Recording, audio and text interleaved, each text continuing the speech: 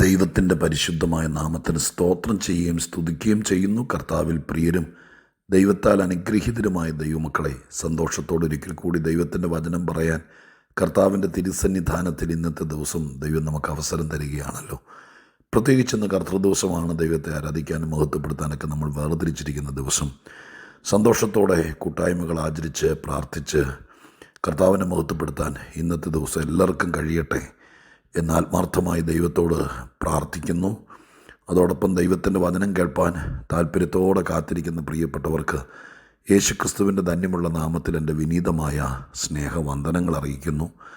സർവശക്തനായ ദൈവത്തിൻ്റെ തിരുമുമ്പിൽ ദൈവത്തെ സ്തുതിപ്പാൻ നാം എത്രത്തോളം കടപ്പെട്ടിരിക്കുന്നു എന്ന് നന്നായി ഞാൻ ബോധമുള്ള ആളാണ്. അതുകൊണ്ട് തന്നെ ഓരോ ദിവസവും ദൈവത്തിൻ്റെ നടത്തിപ്പുകൾക്ക്, അതും ജയോത്സവമായി നടത്തുന്നതിന് എൻ്റെ കർത്താവിൻ്റെ തിരുസന്നിധിയിൽ ഒത്തിരി ദൈവത്തെ നന്ദിയോടെ, സ്തോത്രത്തോടും സ്തുതിയോടും മഹത്വത്തോടും പുകഴ്ചയോടും കൂടെ കർത്താവിന് മുഴുമഹത്വവും അർപ്പിച്ച് ആരാധിച്ചുകൊണ്ട് ഇന്ന് നാം ഒരുമിച്ച് ചിന്തിപ്പാൻ ആഗ്രഹിക്കുന്ന ആത്മീക ചിന്തയിലേക്ക് ദൈവത്തിൻ്റെ സന്നിധാനത്തിൽ കടപ്പാൻ ആഗ്രഹിക്കുകയാണ്. വളരെ വളരെ പരിചിതമായിരിക്കുന്ന ഒരു വേദപുസ്തക ചരിത്രത്തിലെ ഒരു കൊച്ചു വാചകം ദൈവസന്നിധിയിൽ രാവിലെ പെട്ടെന്ന് എൻ്റെ മനസ്സിൽ വന്നു. ഞാൻ ആ വാക്ക് തിരഞ്ഞെടുത്ത് ദൈവസന്നിധിയിൽ ധ്യാനിച്ച് 2 വാക്ക് അതിൽ നിന്ന് ദൈവമക്കളുടെ ധൈര്യത്തിനും ഉറപ്പിനും വേണ്ടി പറയാൻ കർത്താവിൽ ശരണപ്പെടുകയാണ്.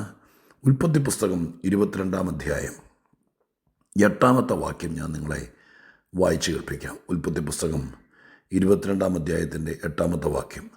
ദൈവം തനിക്ക് ഹോമയാഗത്തിന് ഒരാട്ടിൻകുട്ടിയെ നോക്കിക്കൊള്ളും മകനെ എന്ന് അബ്രഹാം പറഞ്ഞു. ദൈവം തനിക്ക് ഹോമയാഗത്തിന് ഒരാട്ടിൻകുട്ടിയെ നോക്കിക്കോളും മോനെ എന്ന് അബ്രഹാം തൻ്റെ മകനോട് പറഞ്ഞു.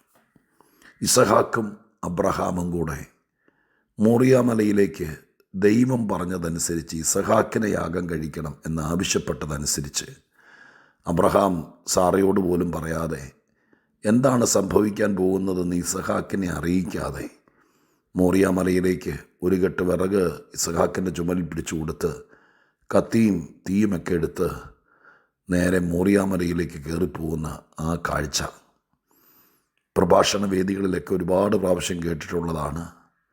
നമ്മൾ വേദപുസ്തക പഠിതാക്കളായിരിക്കുന്ന ആളുകൾ ക്യാരക്ടർ സ്റ്റഡി സൺഡേ സ്കൂളിൽ പോലും വ്യക്തിപരമായി പഠിക്കുന്ന സമയത്ത് ഈ കാര്യങ്ങളൊക്കെ പഠിച്ചിട്ടുള്ളതാണ്. വളരെ വളരെ വേദപുസ്തക ചരിത്രത്തിലെ വ്യത്യസ്തമായിരിക്കുന്ന വിശ്വാസപ്രകടമാക്കുന്ന അബ്രഹാമിനെക്കുറിച്ച് ഏറ്റവും ദൈവം സർട്ടിഫൈ ചെയ്യത്തക്ക രീതിയിൽ വിശ്വാസം പ്രകടമായ ഒരു കർമ്മമണ്ഡലമാണ് മോറിയായുടെ മോളിൽ സംഭവിച്ച ഇസഹാക്കിനെ യാഗമർപ്പിക്കുന്ന ആ രംഗം. ദൈവത്തിന് വേണ്ടി എന്തും ചെയ്യാൻ, ദൈവത്തിന് എന്തും കൊടുക്കാൻ മനസ്സ് വെച്ച മാതൃകാ പുരുഷനായിരിക്കുന്ന വിശ്വാസികളുടെ പിതാവായിരിക്കുന്ന അബ്രഹാം. ആ ചരിത്രമൊക്കെ മുഴുവൻ നിങ്ങൾക്കറിയാലോ. ഇസഹാക്കും അബ്രഹാമും കൂടി ഒന്നിച്ച് നടന്ന് ആരാധനയ്ക്ക് വേണ്ടി, ദൈവത്തെ അനുസരിക്കാൻ വേണ്ടി മല കയറി പോകുമ്പോൾ ഇസഹാക്ക് ഒരു ചോദ്യം ചോദിക്കുന്നു. തീയും കത്തിയും വിറവുമൊക്കെ ഉണ്ട്, പക്ഷേ യാഗത്തിനുള്ള മൃഗത്തെ കാണുന്നില്ല. യാഗത്തിനുള്ള മൃഗം എവിടെ അപ്പാ എന്ന ചോദ്യത്തിന് 1 മിനിറ്റ് ഗ്യാപ്പില്ലാതെ, തെല്ലും കൂസലില്ലാതെ പെട്ടെന്ന് കരുതി വെച്ചിരുന്ന മറുപടി പോലെ പെട്ടെന്ന്, നിങ്ങൾക്ക് അങ്ങനെ തോന്നുന്നുണ്ടോ? 7ഉം 8ഉം വാക്യങ്ങൾ ഒരുമിച്ച് വായിക്കണം. ഇസഹാക്ക് ചോദിച്ച് തീരുന്നതിനേക്കാൾ മുമ്പ് അബ്രഹാം തൻ്റെ വായിൽ നിന്ന് അടർന്ന് വീണ മറുപടിയാണത്. ആലോചിച്ച് പറഞ്ഞതല്ല. ചില മറുപടിയൊക്കെ നമ്മൾ വളരെ ചിന്തിച്ച്, അത് ശരിയാണല്ലോ, അത് ഞാൻ ഓർത്തില്ലല്ലോ, അയ്യോ അത് എന്തെങ്കിലും നടക്കും, ഇങ്ങനെയൊക്കെ പറയുന്ന മറുപടികൾ പലതും ആത്മീകത്തിൽ, വിശ്വാസത്തിൽ നമ്മുടെ പക്കലുണ്ട്. പക്ഷേ ഈ ചോദ്യം അപ്രതീക്ഷിതമാണ്. ചോദ്യകർത്താവായിരിക്കുന്ന മോൻ ഇസഹാക്കിനെ സമ്മതിക്കണം. കാരണം യാഗത്തിന് പോകുമ്പോൾ ഇതൊക്കെ ആവശ്യമാണെന്നുള്ള ബോധം ആ കൊച്ചന്, അവൻ്റെ പ്രായം എത്രയാണെങ്കിലും ഉണ്ടല്ലോ. അപ്പം ചോദിച്ചു, ആശങ്ക പുളകിതനായി ചോദിച്ച ചോദ്യത്തിന് തെല്ലും കൂസലില്ലാതെ, എന്നെ ഇന്ന് ഏറ്റവും അധികം ആ വാക്കാണ്, ഞാനിപ്പോൾ പറയുന്ന ഈ വാചകമാണ് പ്രധാനം. ഒട്ടും ആലോചിക്കാതെ, ഒട്ടും പിന്നെ തലച്ചോറ് ചകഞ്ഞ് തപ്പിയെടുക്കാതെ ചോദ്യം തീർന്ന വഴി മറുപടി പറഞ്ഞു.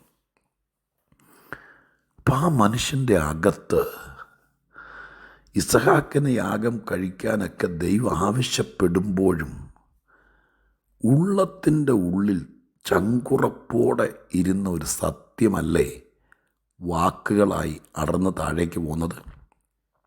അതും എന്താ പറഞ്ഞത്? ദൈവം നോക്കിക്കോളും. ഒറ്റ വാക്ക്, ദൈവം നോക്കിക്കോളും. ആട്ടിൻകുട്ടിയുടെ കാര്യം ദൈവം നോക്കിക്കോളും. യാഗമൃഗത്തിൻ്റെ കാര്യം ദൈവം നോക്കിക്കോളും. ഈ മനുഷ്യൻ്റെ ഹൃദയത്തിനകത്ത് ഇത് ഉണ്ടായിരുന്നു. പെട്ടെന്ന് ഉണ്ടാക്കിയ മറുപടിയല്ല. നമ്മൾ പല മറുപടിയും ഉണ്ടാക്കി പറയുന്നത്, ഉണ്ടായിരുന്ന മറുപടിയല്ല. ഞാൻ പറയുന്ന വാക്കുകളൊന്ന് ശ്രദ്ധിച്ചേക്കണം. നിങ്ങളുടെ ജീവിതത്തിനകത്ത് ഇപ്പം ഈ അബ്രഹാം മല കയറി പോകുന്നത് വിങ്ങിപ്പൊട്ടുന്ന ഹൃദയത്തോടെയാണെന്ന് ഞാനും വിശ്വസിക്കുന്നു. കാരണം മോനെ അർപ്പിക്കാൻ കാത്ത് ആറ്റ് നോറ്റിരുന്നൊരു മോനെ കിട്ടിയിട്ട് അവനെ വളർത്തി കൊതി തീരുന്നതിനേക്കാൾ മുമ്പ് അവനെ കൺകുളിർക്കെ അവനെ കണ്ടു തീരുന്നതിനേക്കാൾ മുമ്പ് യാഗം കഴിക്കാനല്ലേ പറയുന്നേ? അപ്പം ആ ചങ്കുവേദന, ആ നൊമ്പരം അപ്പന് മനസ്സിലാക്കാൻ പറ്റുമല്ലോ. പക്ഷേ അങ്ങനെ മനസ്സിലാക്കുന്ന വേളയിലും ഈ അപ്പൻ്റെ ഹൃദയത്തിനകത്ത് അദ്ദേഹത്തിൻ്റെ വായിൽ നിന്ന് പെട്ടെന്ന് വീണത് ദൈവം നോക്കിക്കോളും, ദൈവം നോക്കിക്കോളും.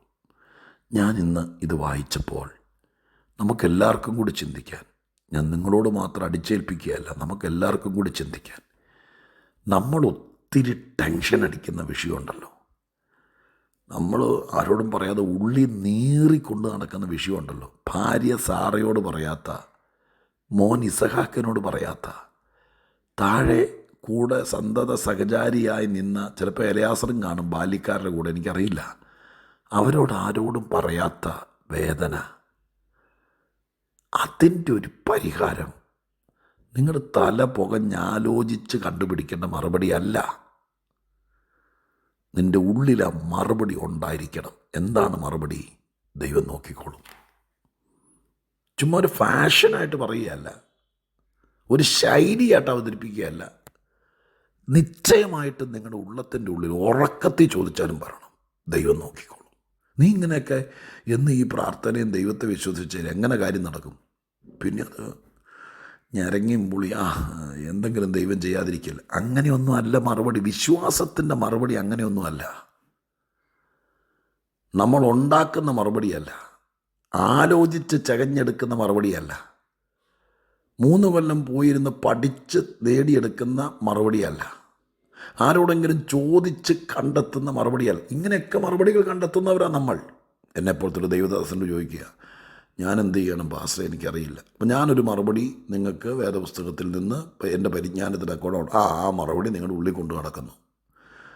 നിങ്ങൾ വളരെ ആലോചിക്കുന്നു, ബുദ്ധിപരമായിട്ട് 2-3 ദിവസം ആലോചിച്ചൊരു മറുപടി കണ്ടെത്തുന്നു. അതെന്നിട്ട് പറയുന്നു 2 ദിവസം കഴിഞ്ഞിട്ട് പറയാട്ടോ എന്ന് പറഞ്ഞതിന് ആലോചിച്ച് മറുപടി ഉണ്ടാക്കാനാ? ഇതങ്ങനെ ഒന്നുമല്ല. ഞാൻ നിങ്ങളോട് പറയുന്നു, ഈ നല്ല ഞായറാഴ്ച എൻ്റെ ദൈവത്തെ നിങ്ങൾ വിശ്വസിക്കുന്നെങ്കിൽ നിങ്ങളുടെ ബുദ്ധിയുടെ മൂശയിൽ ഓംലേറ്റ് ഉണ്ടാക്കുന്നത് പോലെ വറുത്ത് പൊരിച്ച് കരിച്ച് ഒരു മറുപടി ഉണ്ടാക്കി വെച്ച് അതിനെ ശങ്കിച്ചും സംശയിച്ചും ഒന്നുമല്ല. നിനക്ക് ദൈവത്തെ വിശ്വാസം ഉണ്ടെങ്കിൽ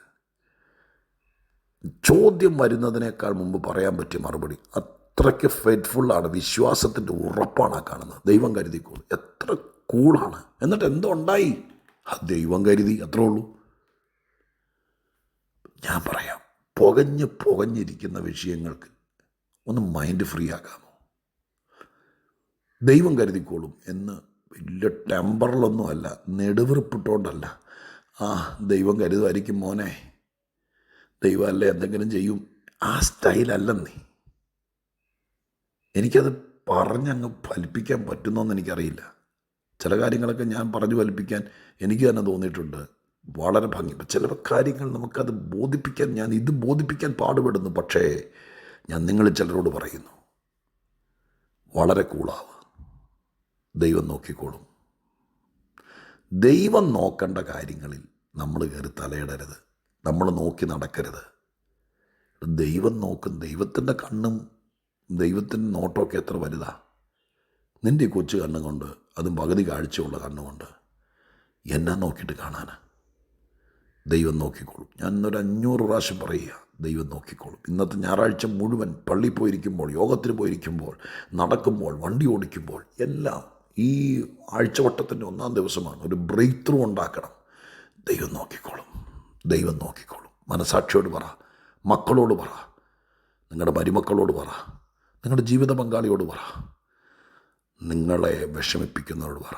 ദൈവം നോക്കിക്കോളും. അത് ഞാനിന്ന് പറഞ്ഞു തന്നതുകൊണ്ടല്ല, നിങ്ങളുടെ മനസ്സിനകത്ത് ആ സെറ്റിൽമെൻറ്റ് ഉണ്ടാവണം. ദൈവം നോക്കേണ്ട കാര്യങ്ങൾ നിങ്ങൾ കയറി നോക്കരുത്. നീ ആ മല കയറ്, കുത്തനെയുള്ള മല കയറ്, തൻ്റെ ഇടമായിട്ട് അടുത്ത് ചൂട് വയ്ക്ക്.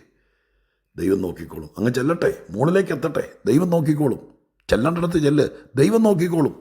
ദൈവം നോക്കിക്കോളും. എനിക്കതിക്കുള്ളൊന്നും എന്ന് പറയാനില്ല. ദൈവം നോക്കിക്കോളും.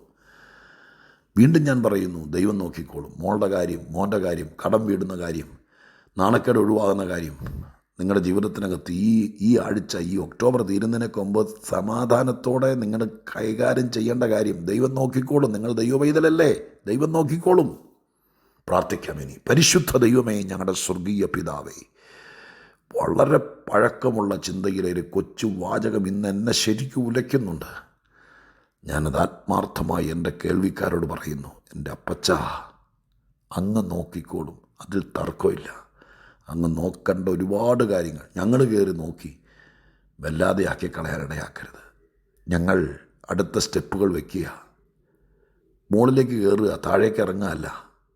മുകളിൽ ചെല്ലുമ്പോഴേക്കും ദൈവം നോക്കിക്കോളും. ഞാനത് വിശ്വാസത്തോടെ നിൻ്റെ മക്കൾക്ക് കൈമാറുന്നു. ഈ മാസം തീരുന്നതിനേക്കാൾ മുമ്പ് അപ്പനും മോനും കൂടി തമ്മിപ്പറയണം. ദൈവം നോക്കി, ദൈവം കരുതി വെച്ചു, കാത്തുവെച്ചു, നമുക്ക് വേണ്ടി ദൈവം നോക്കി വെച്ചു എന്ന് പറയാനൊരു മറുപടി, ഒരനുഭവം ദൈവം തരണേ. പ്രാർത്ഥിച്ചേൽപ്പിക്കുന്നു യേശുവിൻ്റെ നാമത്തിൽ തന്നെ. ആമേൻ.